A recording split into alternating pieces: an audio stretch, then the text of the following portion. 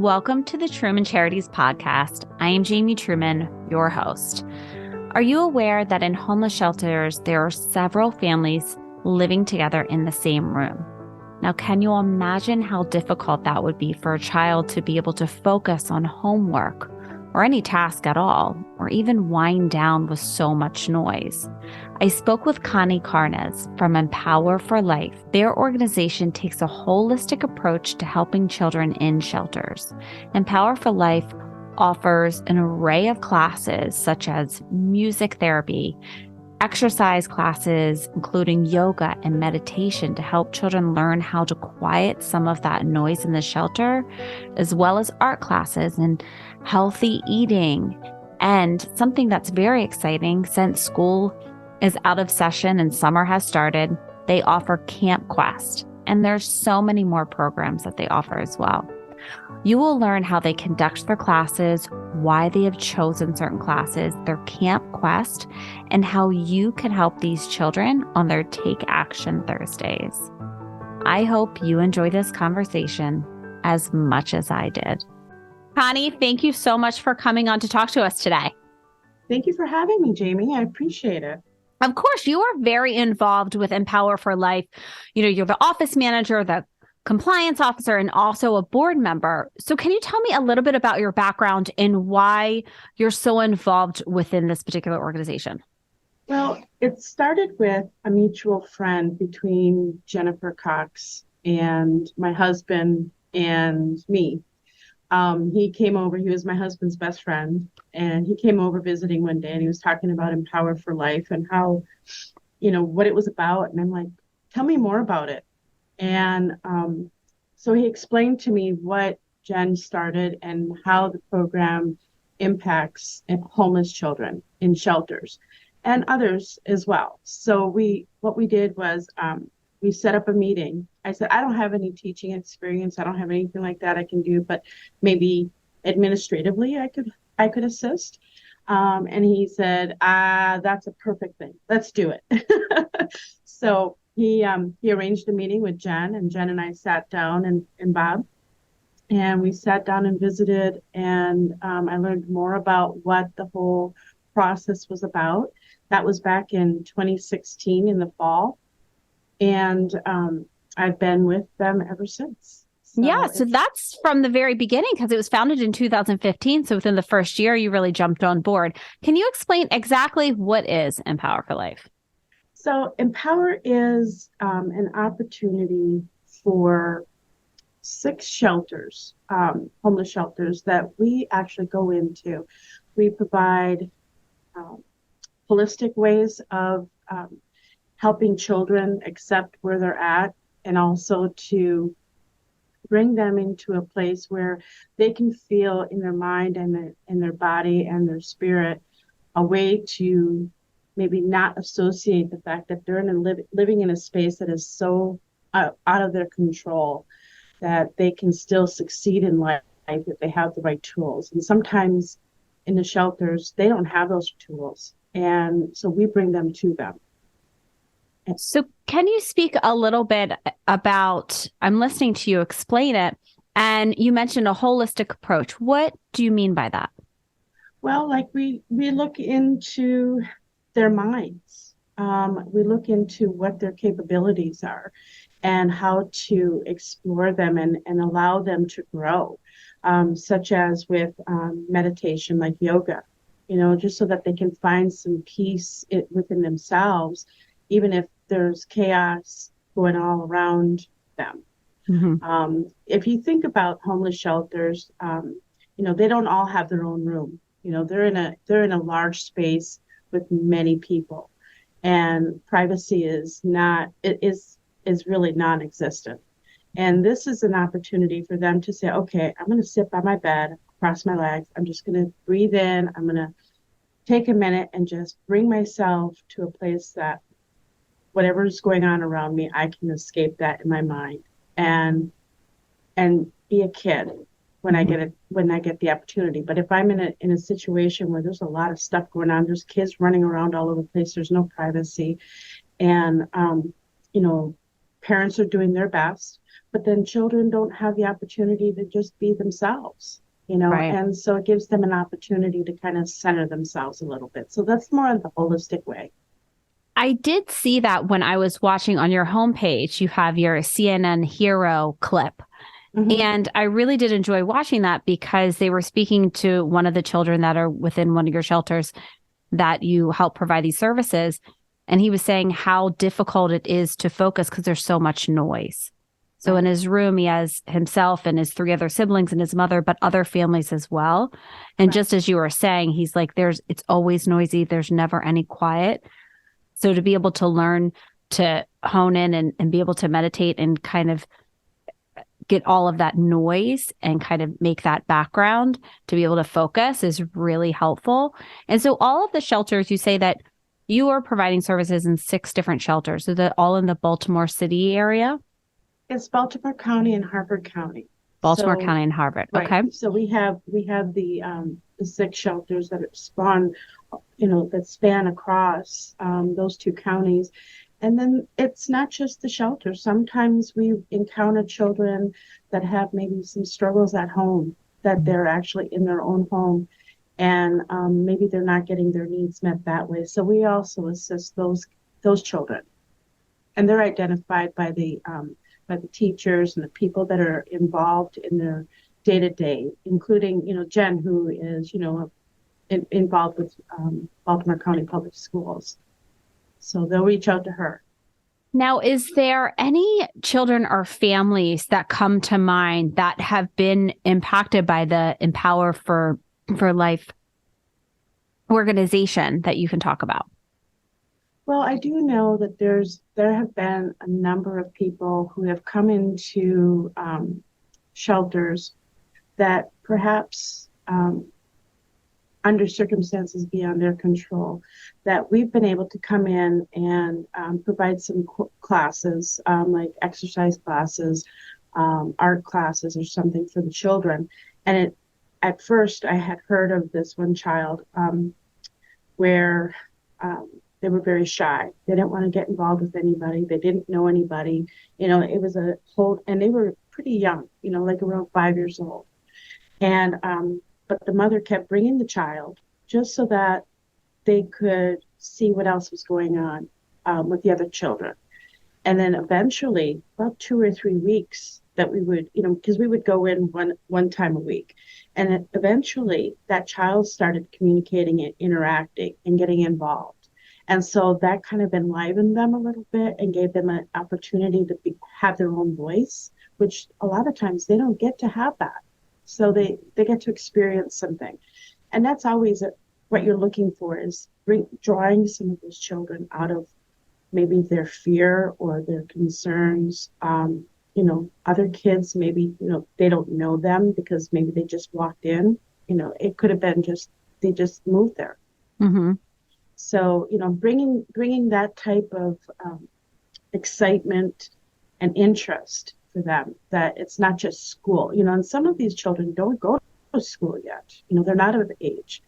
And so it's a way for them to interact with other kids and people that actually have education behind teaching and encouragement and positivity and reinforcement of their dreams, and just building upon those types of behaviors and just keep on adding to them.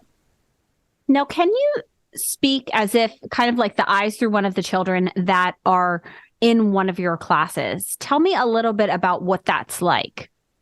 So we usually have a lead that will set everything up, and then we have our instructor that will come in. The child will come in, and let's say we're going to do pound, for example. Pound is like, where they get to beat on the drums in different rhythms and Oh, stuff like yeah. that. And if they don't have drums, they can beat on a table or the floor or something along those lines, just to make noise and make a rhythm. So it's a music therapy. And this child will have the opportunity to make as much noise as they want to during this class, and make their own rhythm, and just kind of like be themselves.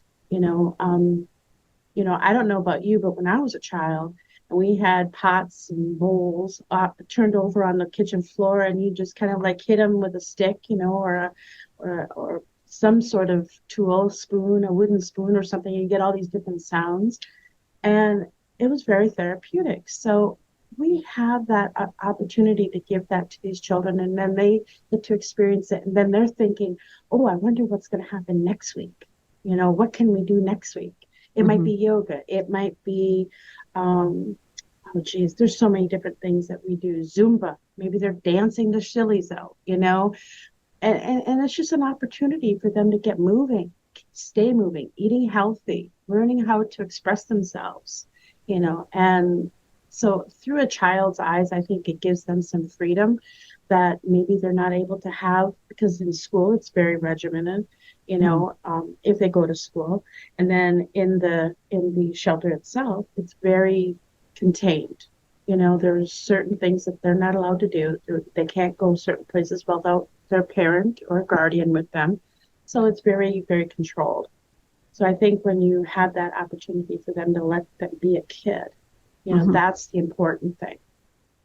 Yeah, you're talking about that, and I wouldn't even think about it, that you're right. They're in school and it's so regimented, and you have that short period of time where, you have recess, right? But it's so short. And then usually most kids after school, then they let it out. They're running around, they're going outside. But if a child's going into a shelter, you're going back into that regimented space. And so it's hard for them. I would assume that they kind of get it's wound up, right? And they just want to let it out, be a kid. And so let's talk about the 3 pillars that you have for Empower for Life.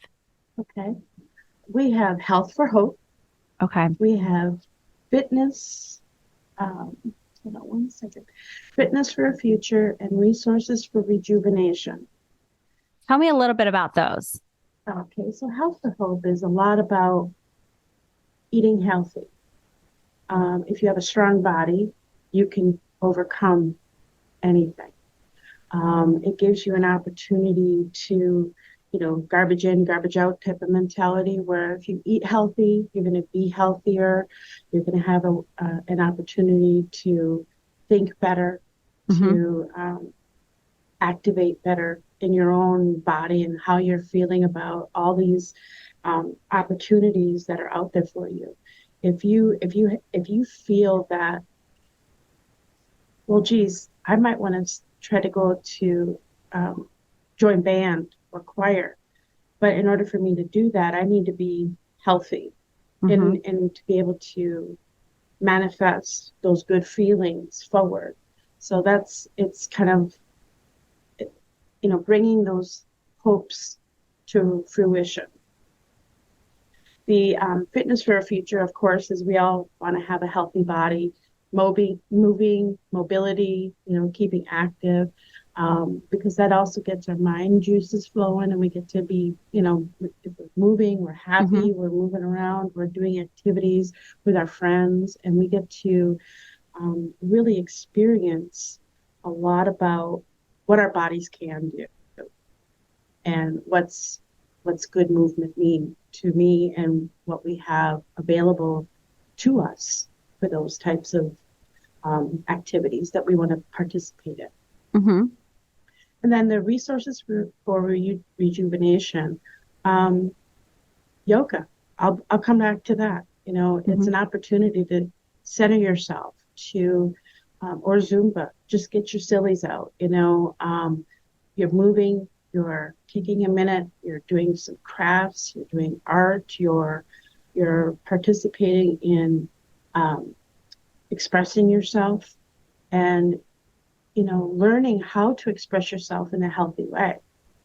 So all of those 3 components coming together and bringing them together make a much more happy child, somebody who feels like they have a little more control over what their future might be for them.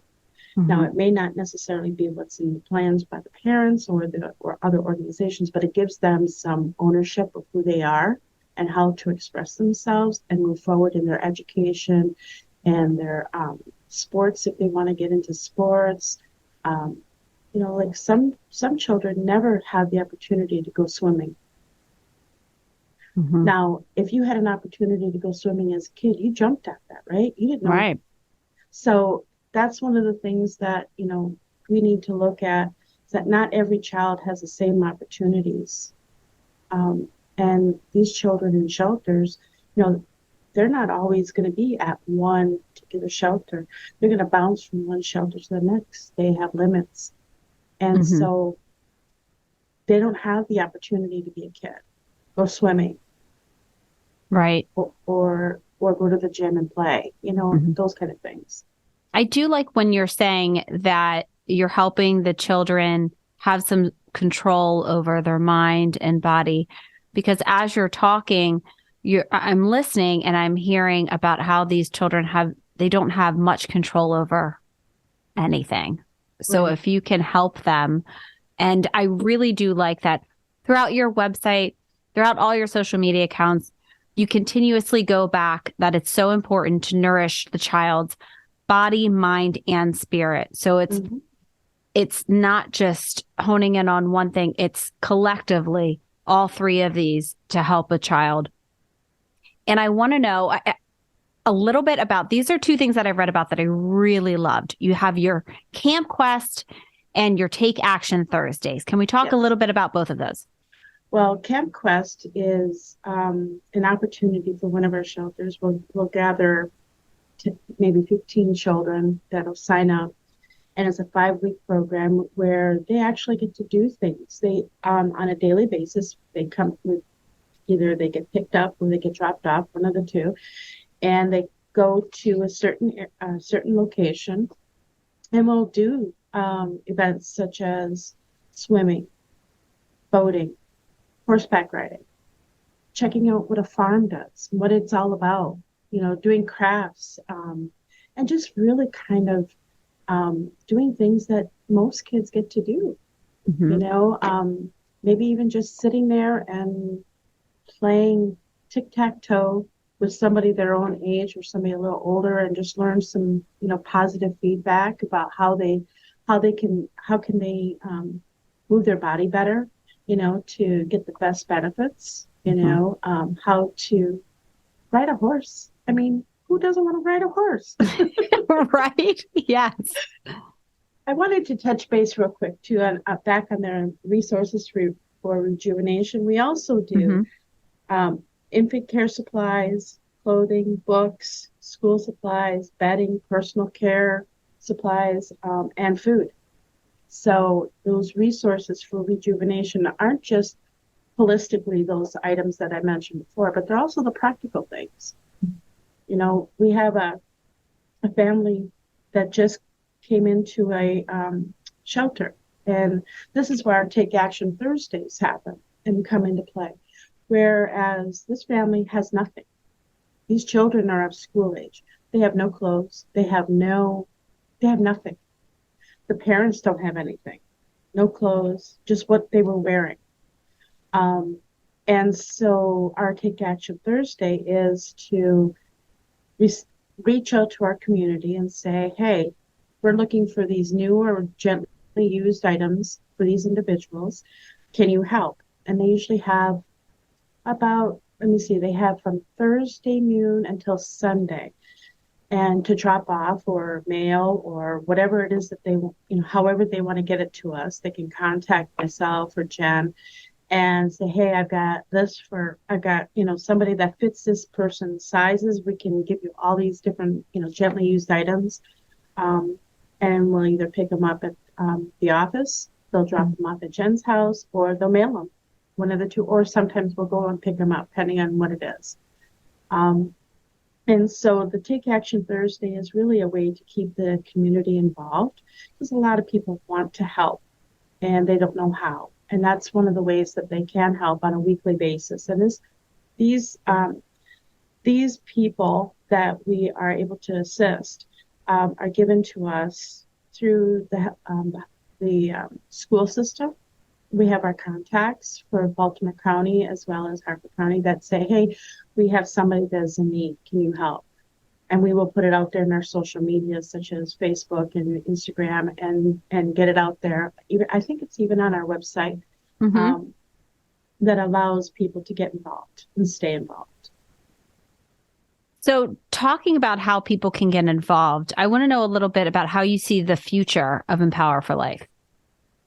Well, fortunately or unfortunately, depending how you look at it, homelessness doesn't end. I mean, and it's out there. It's a fact of life right now. And these shelters, I think we're just going to be growing in a way that will be probably assisting more shelters as we go along. These children are, you know, um, collateral damage when it comes to these homelessness situations with their parents and their guardians. And even Jen will do she has a mentoring program where she helps teens stay in school. And that's all through Empower as well, to keep them moving forward. So I can only anticipate that these programs will continue to grow. And I believe that we'll have more options of different types of classes that we can offer. Right now, we do a spring session where it's 6 to 8 weeks. In the spring, we go into the shelters and do all of our classes. Summertime, we kind of take a break because we're also doing Camp Quest for 5 weeks. And then in the fall, we'll do another 6 to 8 weeks of classes. And when we're not at the shelters, the kids are asking where we are. They want to know because they look forward to having us there. So it's definitely something that we strive to keep involved with. Mm-hmm. We had a family not too long ago, about a year ago, that had finally they were able to get their own home. And while they were moving out of the shelter, they were moving into their home. They had nothing. So again, we did our call out to our community, and we were able to furnish their home for them, at least to get them started. And we received gift cards for groceries. We were able to pack up their pantries.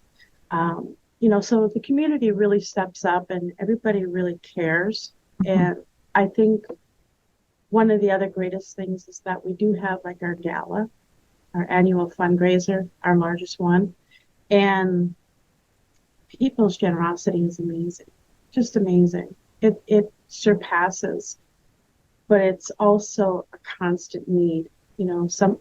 I was given a presentation a couple of weeks ago, and someone said, what's really funny? People will say, well, I donated to that cause before, but and I'm not going to say this lightly, but your $100 donation or your $20 donation is good. We appreciate every penny, but that only goes so far. It's the repetitive need that is out there, that we need to be able to support these people. And whether they are new into the shelters or they've been there for a little bit, that need is constant. How often do you go to the store and buy yourself shampoo and conditioner or a bar of soap? You do that on a regular basis. Mm-hmm. So these folks need the same care. Right. So the need is constant. So how can people help Empower for Life? That's a great question. How can people get involved? Absolutely. Well, the Take Action Thursdays is always going on. We're always looking for even general supplies, such as personal care items. Mm-hmm. They need them on a regular basis.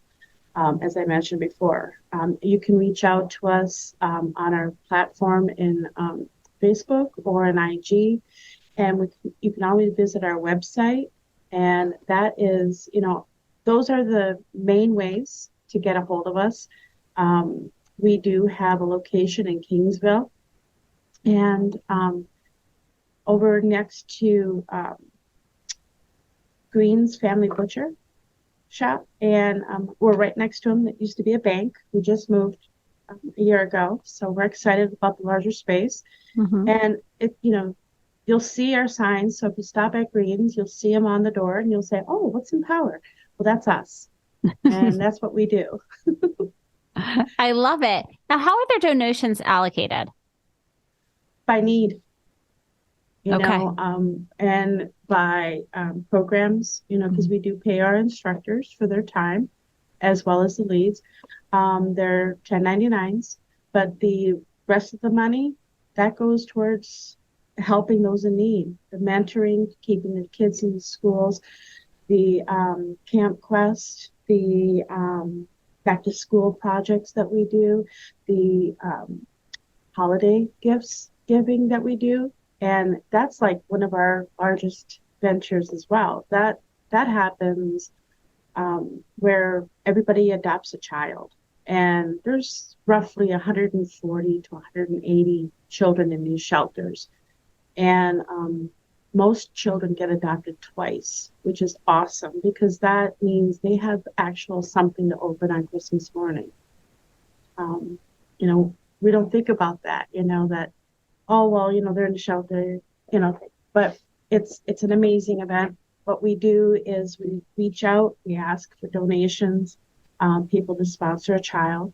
And some people say, well, I don't know what to buy, so I'm just going to donate money. And then we use those monies to purchase maybe a child was adopted, but maybe they could use a couple more things, Mhm. because we always ask for an outfit and a gift. And sometimes, some of them are a little light. So we'll go and do shopping, which is a whole table, about 4 tables full of extra toys and stuff. And we'll make sure that it's full and they get wrapped by volunteers. Yeah, I'm thinking about that as a mother myself. And it just breaks my heart to think that there's these kids that go to school and all of their friends are talking about what you're getting for Christmas and what you got for Christmas. And then they may not have anything. So Right. that's really an amazing program that you guys are doing. And honestly, I'm glad that you brought that up. I'm glad that we're talking about it because around the holidays, we talk to so many organizations. I get that question all the time from schools, from moms. How can we help kids in the area? And so you're a perfect organization for that. So I'm glad we're talking about that. Thank And you. I want to, personally, I want to ask you, what is your favorite program that you guys offer? I know that's a hard one. I would say I would say it's a toss up, but right now I guess my most favorite would be the holiday project Yeah. because that really it's we end up with not only donations, but then we have this whole day of wrapping and stuffing all of these bags and then delivering all these gifts to the shelters. And you see a sense and you feel a sense of community that everybody is there for one purpose, and that's so that these children have a Christmas. Mhm. Um, they take they take hours out of their own personal time to come and do something for somebody they may never know. And I think that's the most enriching part of all of it is that people give of themselves to somebody they have no idea who they're helping, and that's because of Jen, her caring heart and her ability to sense what's needed. And the board and the teachers involved and the schools that are involved and our contacts and all of our volunteers, we all work together and collaboratively to bring out the best for all of our children and all of our families. Um, it's just part of who we are. There's no I in any of this. Mhm. And I think that that's my favorite part of it all is that there's no I. Yeah. My husband and I, we say that all the time. It's so great to watch the community come together for such good reasons. And kind of our tagline is when good people get together, great things happen. So Yep. it's all about not one person can help, but if you bring the community together, you can make quite a big impact. Mm-hmm. And before I let you go, Connie, this has been such a great talk and conversation with you. And I've learned so much about Empower for Life. Is there anything that we haven't mentioned that you think, someone should know? It, I guess the only thing I can say is that the smile on these children's faces when we come into the shelters to do programs, the impact it has during Camp Quest, and the beaming smiles when they put on their little checklist of what they would like for Christmas from Santa. That means the world, to see that and have that impact about what Empower for Life is all about, and knowing that these children will grow up into teens and adults, and they will hopefully pay it forward, because we do give them a little token at Christmas that says pay it forward.